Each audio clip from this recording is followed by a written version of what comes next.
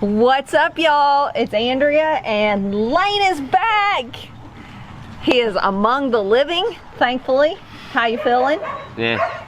So Lane has definitely had a rough few days. He is on day 5. This is the first day really that he's been outside. He's walked outside a couple times in the last 5 days, but this is the first day he was like, I'm going outside with y'all this morning. I'm bored to tears.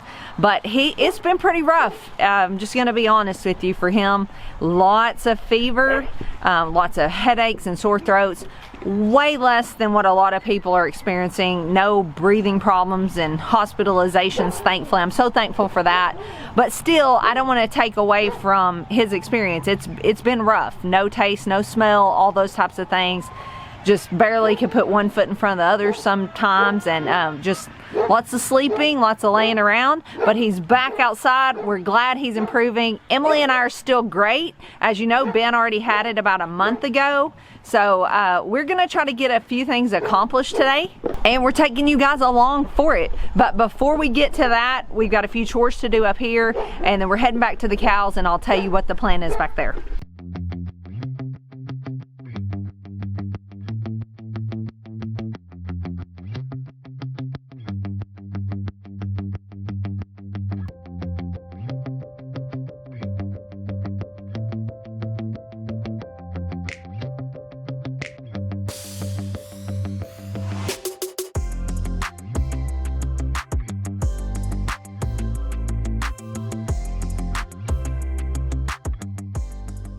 So the ducks are doing awesome. Still waiting on our first egg, but we love having these ducks. They stay right down here at the pond pretty good, and we've rigged up, we can feed them in there and shut the gate almost all the way. Ducks can come and go, but cows can't. So it's working out pretty good.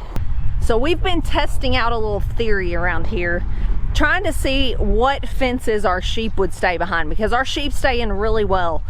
We've had a lot more success with sheep than we have goats on staying in and grazing better and things like that. I love goats. I'm still a goat person, but the sheep have really been good grazers for us. So we actually put them out here in the pig pen. This is the pasture. It was the bachelor pad, the pig pen. Behind this hot wire, you can see Katie back there because Katie got in a little bit of trouble. And they grazed that whole section down. You can see it's pretty bare in there right now. So we tested out letting them out. And we actually let Katie out too. But you can see our pigs over there eating, and Katie was following the boar around, biting his rear and just terrorizing him basically. So Katie lost her privileges for a bit. She's been put back in the fence, but she has a big area to roam.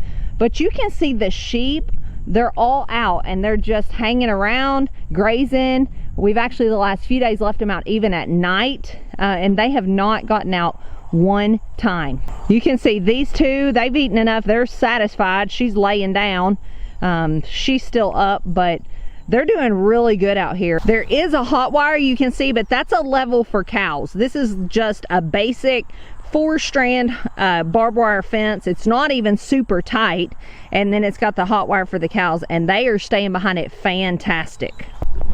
So why is that even important, if they'll stay behind that or not? Well, the answer is because we've thought about doing multi-species rotational grazing, because there is so many benefits to rotating sheep and goats as well as cows. So not only is it good for your land, it's also profitable.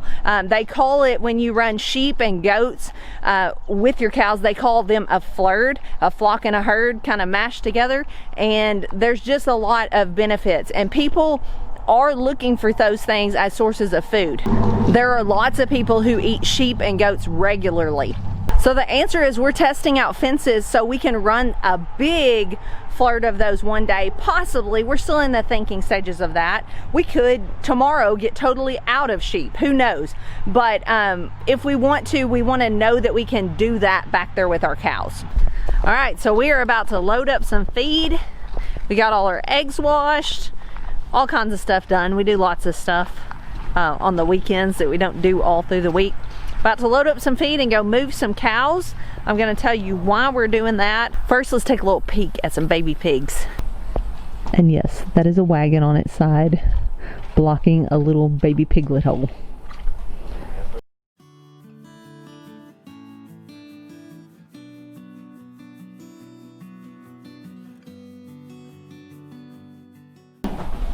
So we got some questions, and yes, there is 8 of them. They're doing awesome. We only lost 1 this time, so that's actually pretty good for us, because old spots tend to have quite a few, and the more they have, the more risk you are for them losing some at birth.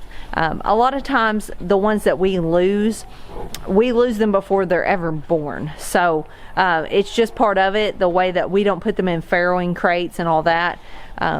There's a little bit more of a risk of them laying on them. I don't know what else we could do about them losing them at birth, other than that is one reason you will see some people keep their breeding pigs extremely thin.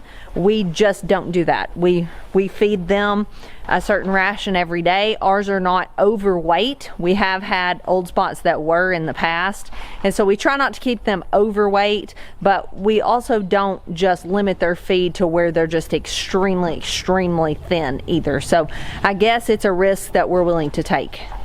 So we are back here at the cows. A couple weeks ago, we showed y'all running them through the woods and bringing them back here to pastures. These are actually our hay fields that we've never grazed before. They're doing good back here.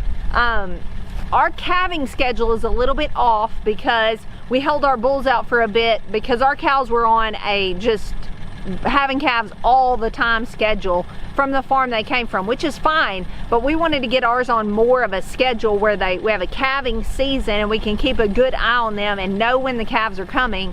So therefore we decided they're not going to have calves right away, so we were going to leave the calves they have on them for a bit longer, let the calves get bigger.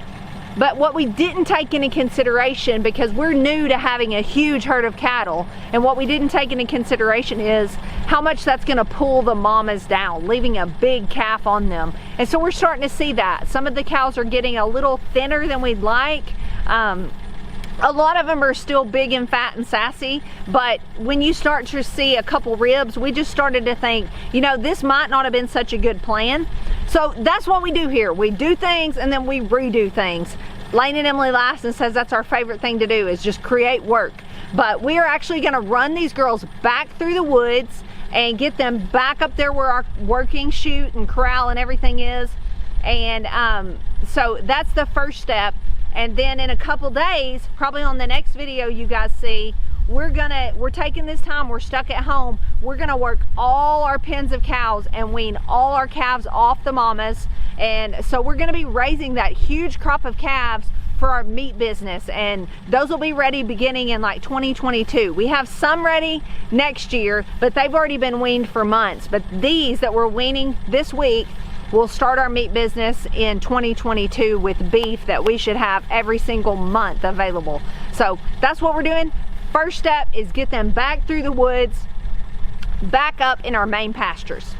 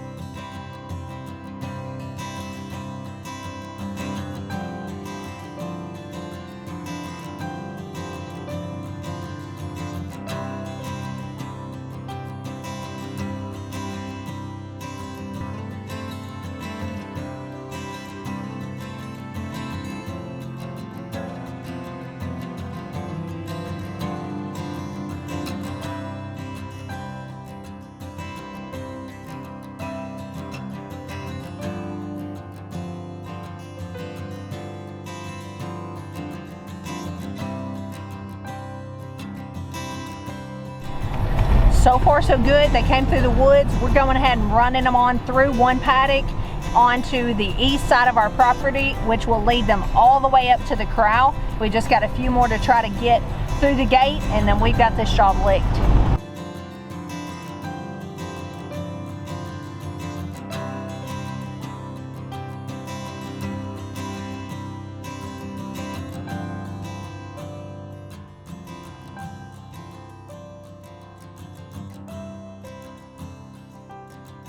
We got all the cows ran up to the side we wanted them on. Now they can get up to the corral.